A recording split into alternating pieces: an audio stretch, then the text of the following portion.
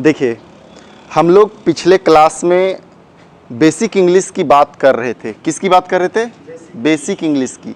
अब basic English में जो हम लोगों को समझना रहता है वो ये समझना रहता है कि एक सेंटेंस जो बनेगा वो कैसे बनेगा, है ना। तो सेंटेंस के बारे में हम लोगों को समझना है। तो हम लोग अभी तक सेंटेंस के एलिमेंट्स को समझने की बात कर रहे थे। किसकी बात कर रहे थे?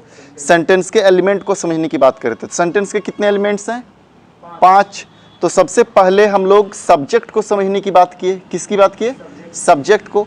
दूसरा एलिमेंट हम लोग वर्ब को समझने की बात किए। अब तीसरा हम लोग ऑब्जेक्ट को समझने की बात करते हैं। किसकी बात करते हैं? ऑब्जेक्ट को समझने की बात करते हैं। ठीक है, तो अब हम लोग देखेंगे सेंटेंस पैटर्न को भी। हम लोग जो देखे हैं कि सेंटेंस पैटर्न जो बनता है, सब्जेक्ट और वर्ब एक पैटर्न हम लोगों का दिखाई देता है। कहने का मतलब है कम से कम ये 2 एलिमेंट्स चाहिए एक सेंटेंस को बनाने के लिए। उसके बाद आगे हम लोगों का ऑब्जेक्ट भी हो सकता है ना। तो ये आगे जो ऑब्जेक्ट दिखाई देता है वो क्या है? अगर ये 2 शब्द हमारा क्या कर रहा है, सेंटेंस बना ले रहा है, तो आगे की आवश्यकता क्या है? आगे के एलिमेंट्स की या शब्दों की आवश्यकता क्या है? तो देखेंगे सेंटेंस का मतलब होता है जो कंप्लीट मीनिंग रखता है। क्या? जो कंप्लीट मीनिंग रखता है ना। अब देखेंगे सब्जेक्ट और वर्ब से सेंटेंस तो बनता है, लेकिन कभी कभी क्या होता है कि ये दोनों शब्द मिलकर कंप्लीट मीनिंग नहीं दे पाता है। तो आगे हम लोगों को ऑब्जेक्ट, कॉम्प्लीमेंट या एडवर्बियल जैसे शब्दों की आवश्यकता होती है ना। तो सब्जेक्ट और वर्ब को हम लोग समझ लिए थे। आज हम लोग ऑब्जेक्ट को समझने की बात करेंगे। किसकी बात करेंगे? ऑब्जेक्ट को समझने की बात करेंगे। तो चलिए, ऑब्जेक्ट को समझने के लिए हम लोग कुछ सेंटेंस देखते हैं। जैसे लिखा गया है, ही बॉट अ बुक। उसने एक किताब खरीदी। दे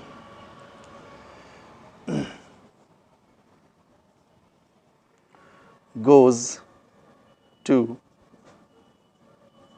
school every day। वे लोग प्रतिदिन स्कूल जाते हैं या रोज स्कूल जाते हैं। I went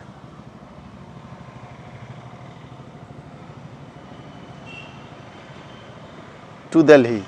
मैं दिल्ली गया।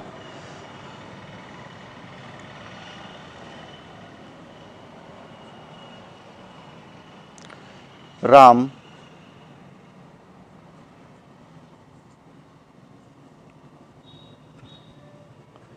Pledge cricket. राम क्रिकेट खेलता है। सी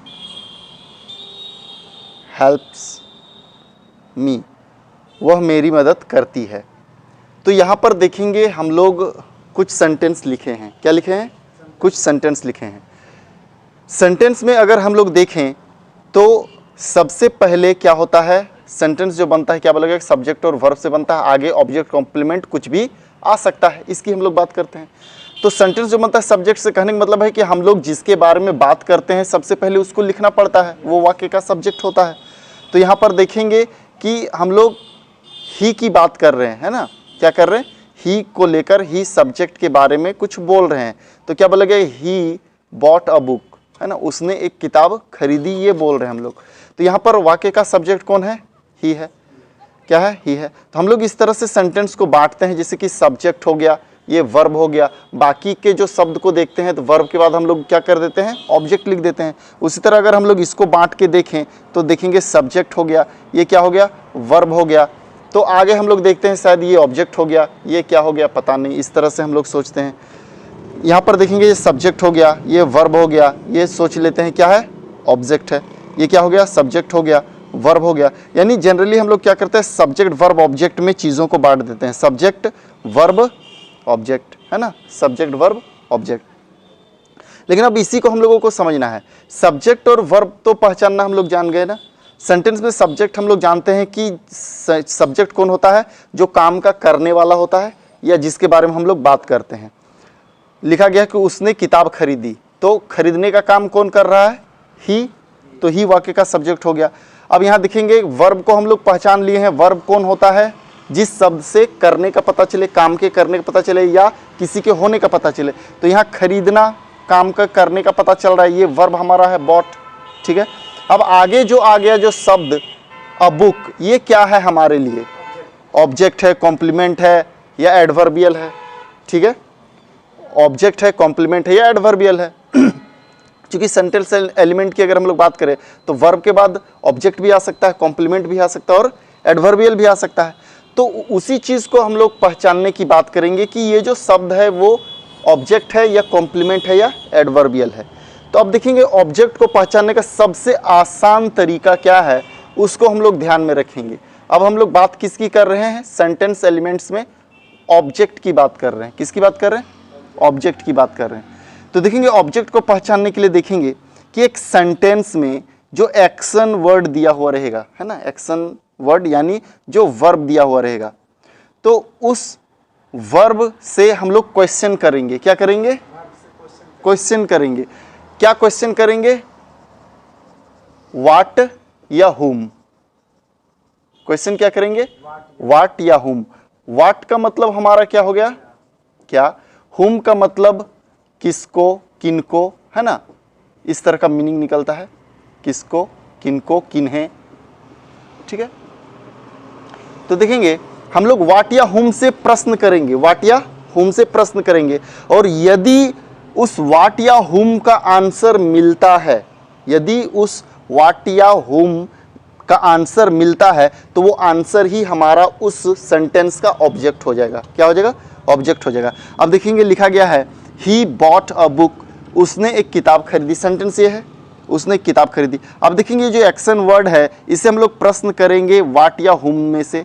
तो उसने क्या खरीदी, बुक।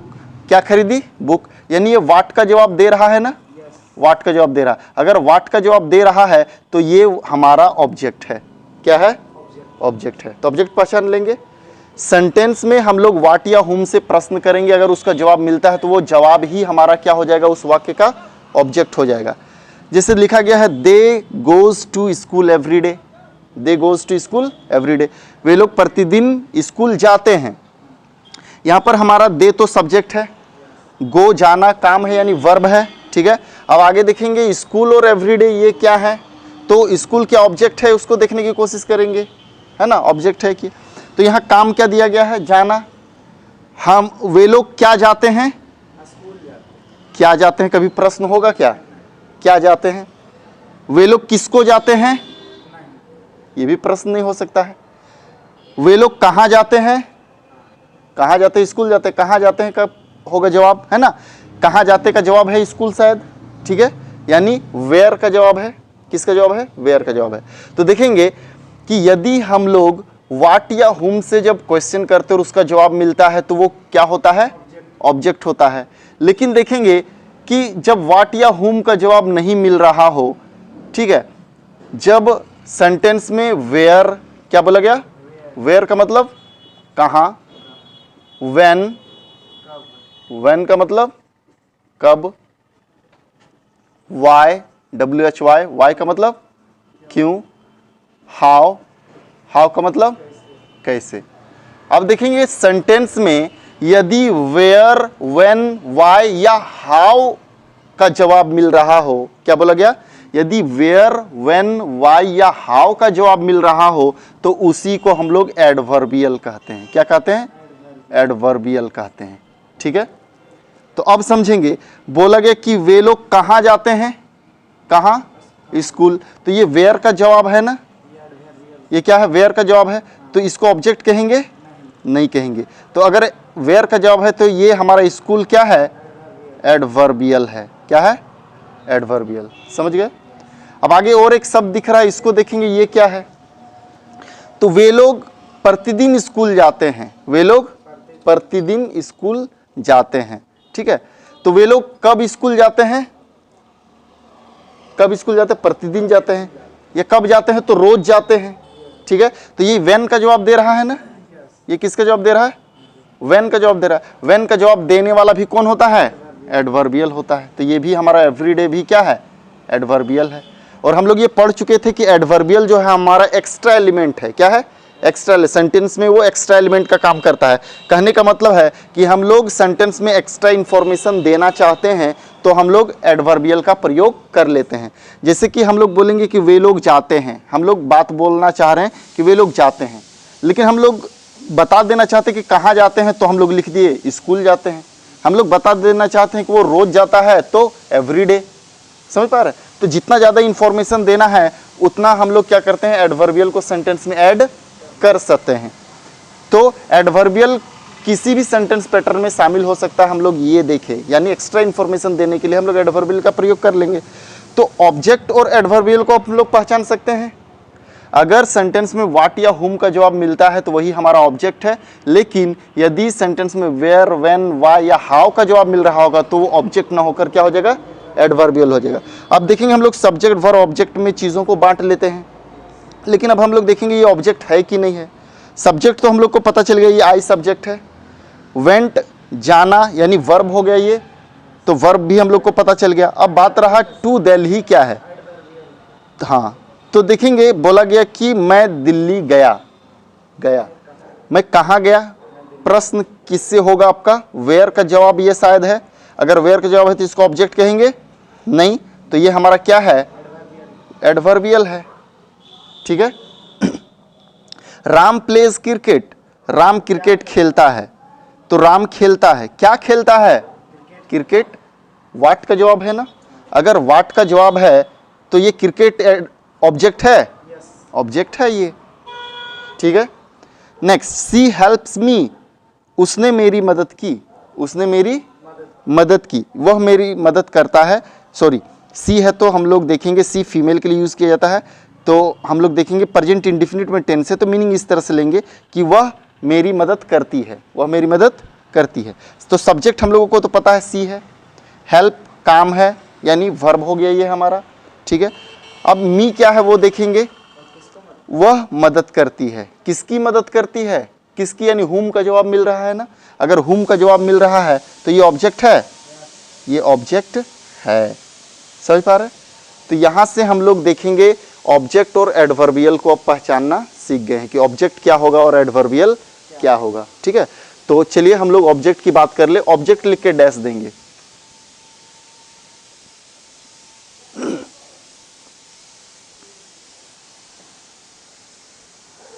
हो गया, डैश देके लिखेंगे, लिखेंगे डैश देके सेंटेंस में लिखेंगे सेंटेंस में। हाँ देखेंगे ऑब्जेक्ट का हिंदी, हम लोगों को हिंदी से यहाँ मतलब नहीं है, ऑब्जेक्ट का कोई हिंदी नहीं पूछेगा, है ना। ये क्या है, मीन्स ग्रामेटिकली एक टर्म बनाया गया सेंटेंस में। हम लोग का सेंटेंस का अपना एलिमेंट है, जैसे सब्जेक्ट का मतलब कर्ता, तो कर्ता से हम लोगों को क्या मतलब है, हम लोग को सब्जेक्ट समझने से मतलब है कि सब्जेक्ट क्या है, सेंटेंस में सब्जेक्ट कौन होता है, क्या होता है। अगर हम लोग कर्ता की बात करें, सब्जेक्ट का मतलब कर्ता होता है, तो उसको कहाँ यूज करेंगे, है ना। उसी तरह देखेंगे ऑब्जेक्ट का मतलब ऐसे कर्म होता है, क्या होता है, कर्म, है ना। तो कर्म को जानकर अब करेंगे क्या, जैसे ऑब्जेक्ट नाम है उसी तरह हिंदी में कर्म नाम है, तो कर्म को जानकर हम लोग करेंगे कि कर्म इसका मतलब होता है। हम लोग को जो जानना है कि ऑब्जेक्ट का यूजेस क्या है या ऑब्जेक्ट होता क्या है ना, वो चीज। तो अगर लिखेंगे तो लिख लिए कर्म। चलिए ऑब्जेक्ट को लेकर लिखेंगे सेंटेंस में action word, action ACTION, action word, sentence में एक्शन वर्ड से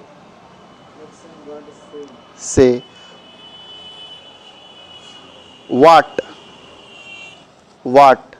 WHAT व्हाट, या whom WHOM, whom की मदद से प्रश्न करने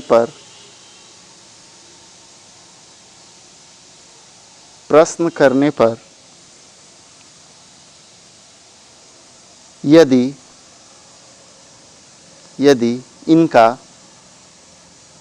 इनका आंसर ANSWER, आंसर यानी जवाब, यदि इनका आंसर यानी जवाब मिलता है, इनका जवाब मिलता है तो वह आंसर यानी वह जवाब ही वह जवाब ही उस सेंटेंस का ऑब्जेक्ट कहलाता है, उस सेंटेंस का ऑब्जेक्ट कहलाता है, उस सेंटेंस का ऑब्जेक्ट कहलाता है।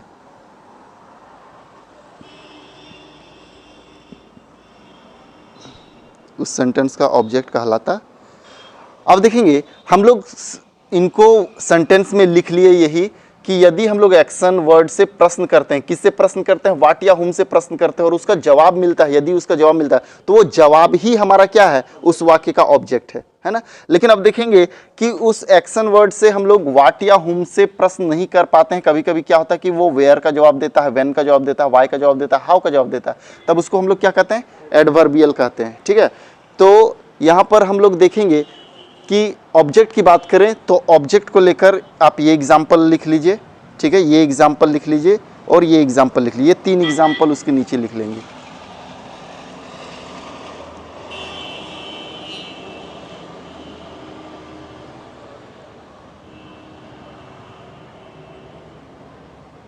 ही बॉट अ बुक, यहाँ पर देखेंगे ये वाट का जवाब दे रहा है, इसका मतलब है कि बुक हमारे पास ऑब्जेक्ट है। हाँ, वहीं पर देखेंगे राम प्लेज क्रिकेट, यहाँ पर भी वाट का जवाब मिल रहा है, इसका मतलब क्रिकेट हमारे पास ऑब्जेक्ट है। सी हेल्प्स मी, यहाँ पर हुम का जवाब मिल रहा है, यानी मी हमारे पास ऑब्जेक्ट है। तो ये तीनों एग्जाम्पल ऑब्जेक्ट के रूप में है तो लिख लेंगे।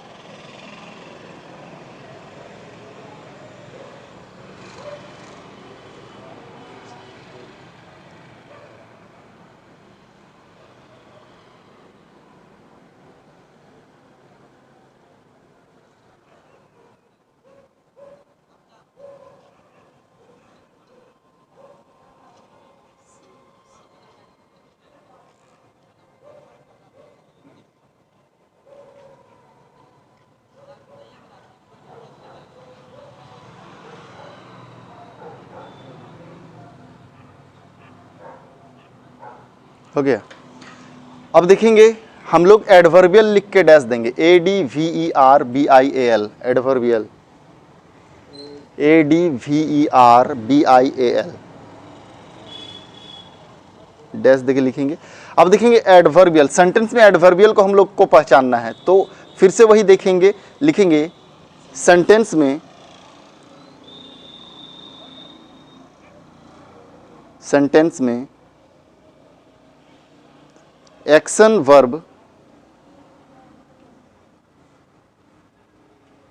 एक्शन वर्ब यदि वेयर, WHERE, वेयर यानी कहाँ, comma, when, WHEN, when, comma, why, WHY, comma, how, HOW, how, का जवाब देता है,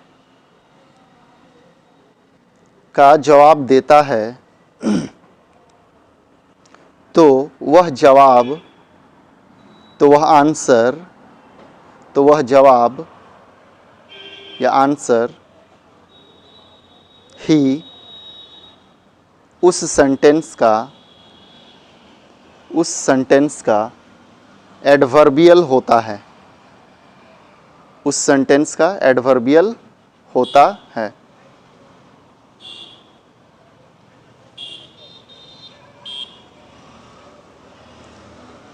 ठीक है, देखेंगे ये सारे चीज़ें हम लोग इतना लिख लेते हैं तो उसमें कंफ्यूज नहीं होना, हम लोग को सिर्फ इतना बात ध्यान में रखना है कि व्हाट या हुम का जवाब देने वाला ऑब्जेक्ट होगा और वेयर, व्हेन, व्हाई, हाउ का जवाब देने वाला एडवर्बियल होगा, सिंपल। तो यहाँ पर देखेंगे अगर हम लोग प्रश्न पूछते हैं तो ये व्हाट या हुम का जवाब नहीं दे पा रहा है, ये वेयर का जवाब दे रहा है तो वेयर का जवाब देने वाला एडवर्बियल होगा। यहाँ भी व्हेन का जवाब दे रहा है, व्हेन का जवाब देने वाला एडवर्बियल होगा, है ना। यहाँ पर फिर से देखेंगे वेयर का जवाब दे रहा है तो वेयर का जवाब देने वाला कौन होगा, एडवर्बियल होगा। जैसे कि हम लोग देखेंगे लिखा गया है कि ही रन्स स्लोली, ठीक है, ही रन्स, वह दौड़ता है, स्लोली, कैसे दौड़ता है, स्लोली। तो कैसे दौड़ता है, प्रश्न क्या है, देखेंगे हम लोग ये सब्जेक्ट हो गया हमारा, ये हमारे पास काम है यानी वर्ब हो गया। अब आगे क्या है, ऑब्जेक्ट है, कॉम्प्लीमेंट है, एडवर्बियल है, वो देखना है। तो देखेंगे प्रश्न किससे पूछा गया, वह कैसे दौड़ता है, कैसे दौड़ता है, कैसे, हाउ का जवाब दे मिल रहा है ना।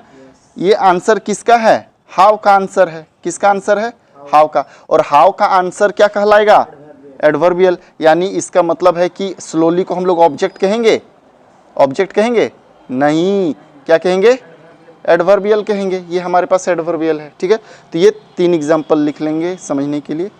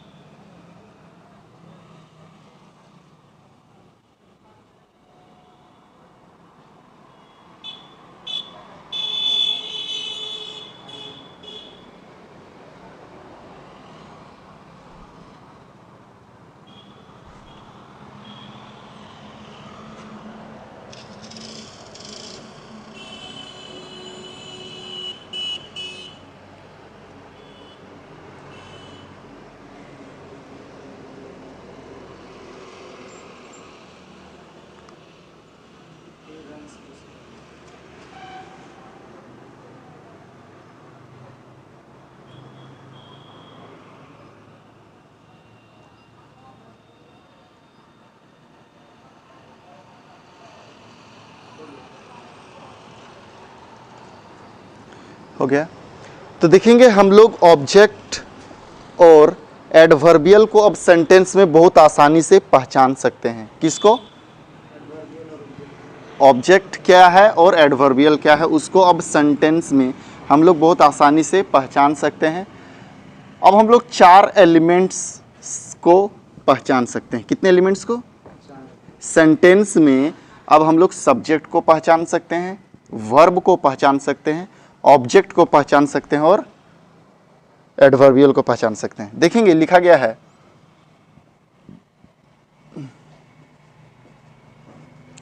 ही ओपन्ड द बॉक्स केयरफुली। ठीक है, एक सेंटेंस लिखा गया है।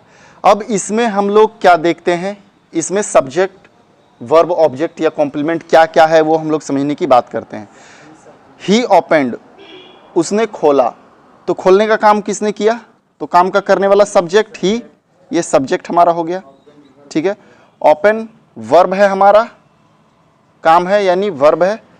अब आगे देखेंगे द बॉक्स क्या है, ही ओपन्ड, उसने खोला, क्या खोला, व्हाट का जवाब मिल रहा है, ही ओपन्ड व्हाट, तो बॉक्स। तो देखेंगे व्हाट का जवाब मिल रहा है, इसका मतलब ये क्या है, ऑब्जेक्ट है। He opened the box carefully, he opened the box how, कैसे खोला, हाउ का जवाब मिल रहा है। अगर हाउ का जवाब मिल रहा है तो ये क्या हो जाएगा, एडवर्बियल हो जाएगा। ठीक है, तो अब हम लोग देख सकते हैं कि क्या सब्जेक्ट, वर्ब, ऑब्जेक्ट, एडवर्बियल को पहचान सकते हैं। जैसे नेक्स्ट देखेंगे लिखा गया है, दे आंसर्ड all the questions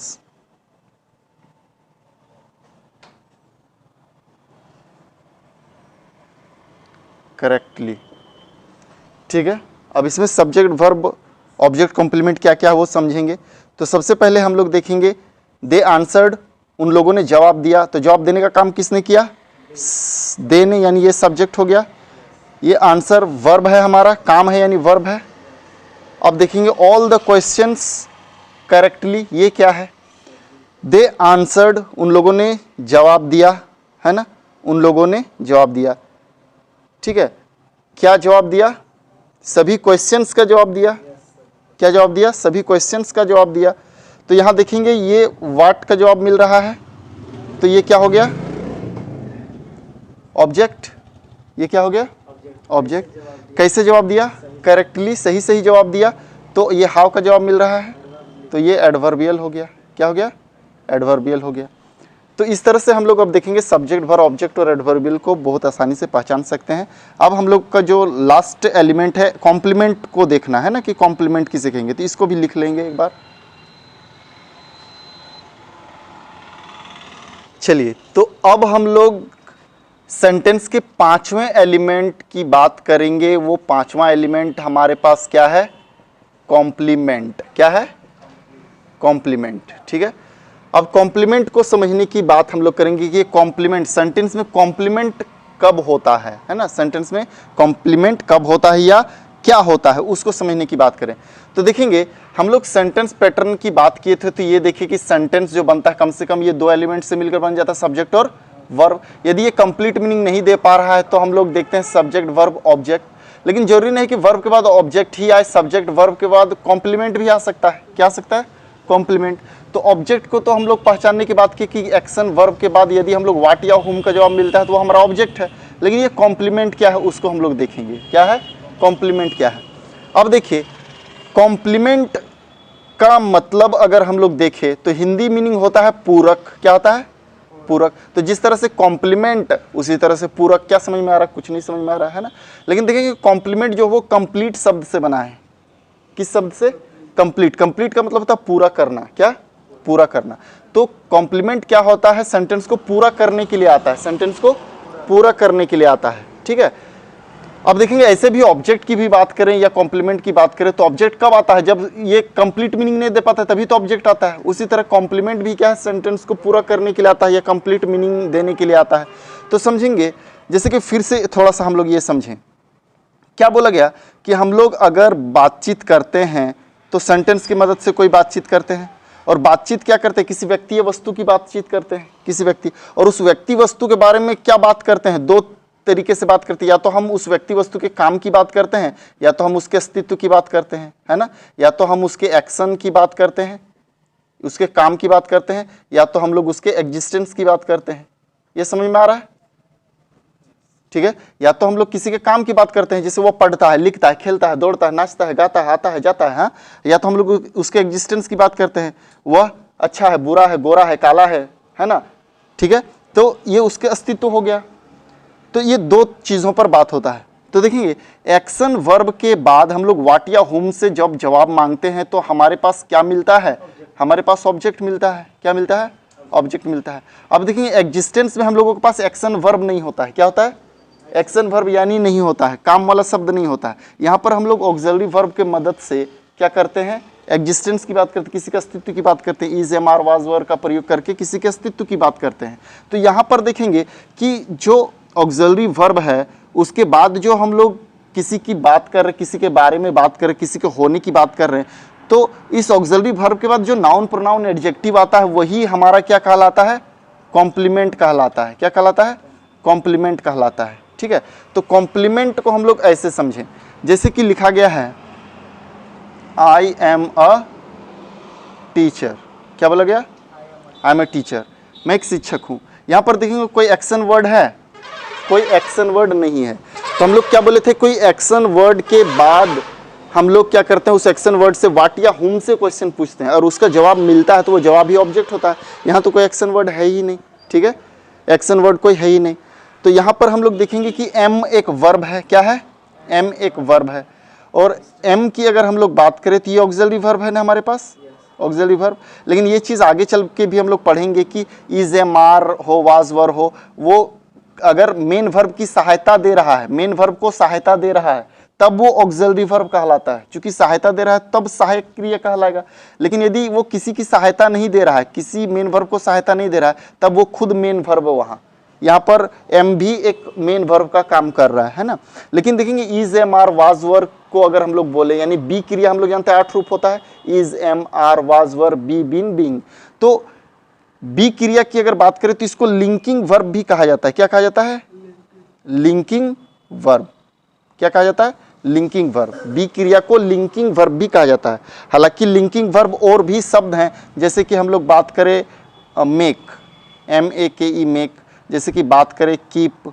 ठीक है, तो इस तरह से हम लोग क्या देखेंगे कि लिंकिंग वर्ब बहुत सारे हैं जो हम लोग आगे चलकर वर्ब में पढ़ेंगे, ठीक है। लिंकिंग वर्ब, अब लिंकिंग वर्ब क्या करता है? लिंकिंग वर्ब हम लोग देखेंगे सब्जेक्ट या ऑब्जेक्ट के बारे में कुछ बताता है, सब्जेक्ट या ऑब्जेक्ट के बारे में कुछ बताता है, यानी सब्जेक्ट या ऑब्जेक्ट के बारे में, उसको सब्जेक्ट या ऑब्जेक्ट को डिस्क्राइब करता है, कह लीजिए सब्जेक्ट या ऑब्जेक्ट को डिस्क्राइब करता है। तो यहां पर हम लोग कॉम्प्लीमेंट को समझने की बात कर रहे हैं, तो सिंपल सी बात समझेंगे कि यहां पर एक्शन वर्ब नहीं जब देखते हैं तो इज एम आर की हम लोग बात करते हैं, उसको हम लोग ऑक्सिलरी वर्ब कहें या is am are was verb जो हमारा वो लिंकिंग वर्ब भी कहलाता है। क्या कहलाता है? Linking verb. तो हम लोग कॉम्प्लीमेंट को ऐसे समझ सकते हैं कि जब लिंकिंग वर्ब के बाद आने वाला नाउन या प्रोनाउन या कोई भी वर्ड, जब लिंकिंग वर्ब के बाद आने वाला शब्द है ना, क्या करेगा? सब्जेक्ट को डिस्क्राइब करेगा। क्या करेगा? सब्जेक्ट को डिस्क्राइब करेगा, तो वो सब्जेक्ट कॉम्प्लीमेंट कहलाता है। क्या कहलाता है? सब्जेक्ट कॉम्प्लीमेंट कहलाता है। लेकिन देखेंगे सब्जेक्ट कॉम्प्लीमेंट कह रहे हैं तो फिर से आप कंफ्यूज होंगे। सिर्फ पहले ये समझिए कि लिंकिंग वर्ब के बाद आने वाला शब्द ही कॉम्प्लीमेंट है। सिंपल, लिंकिंग वर्ब के बाद आने वाला शब्द या शब्द समूह जो भी रहेगा वो क्या कहलाएगा? हमारा कॉम्प्लीमेंट कहलाएगा। यानी ऐसे लिंकिंग वर्ब भी नहीं तो चलिए ऑक्सिलरी वर्ब, क्या बोला गया? ऑक्सिलरी वर्ब के बाद आने वाला नाउन प्रोनाउन एडजेक्टिव जो भी रहेगा वो हमारा क्या कहलाएगा?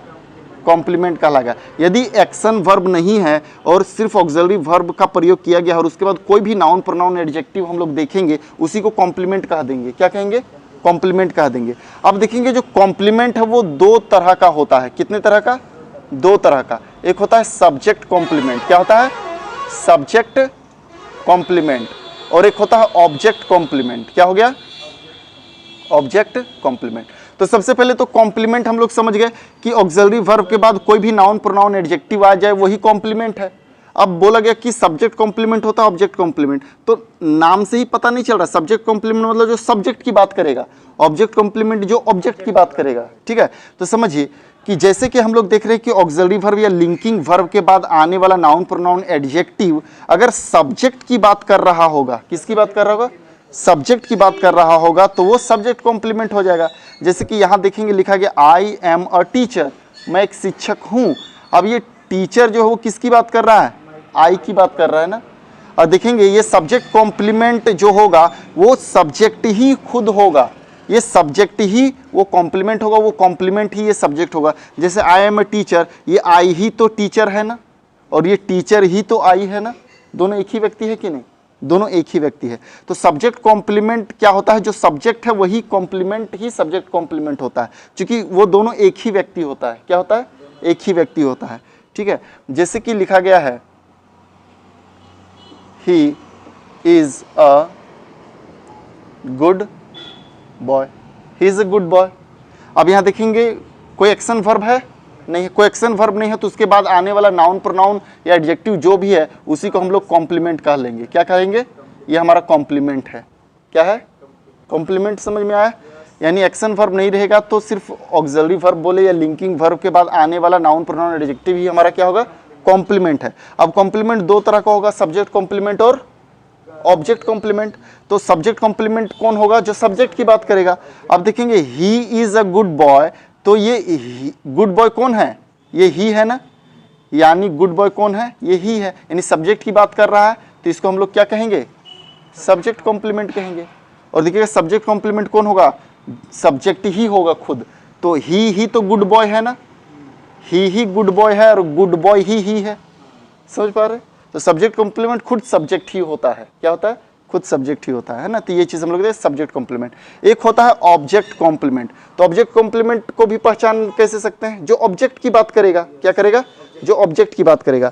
अब देखिए हम लोग बोल रहे थे लिंकिंग वर्ब, तो जैसे बी क्रिया यानी is am are was were be been being, ये लिंकिंग वर्ब कहलाता है। इसके अलावा लिंकिंग वर्ब और भी होते हैं, जैसे मेक हो गया, कीप हो गया।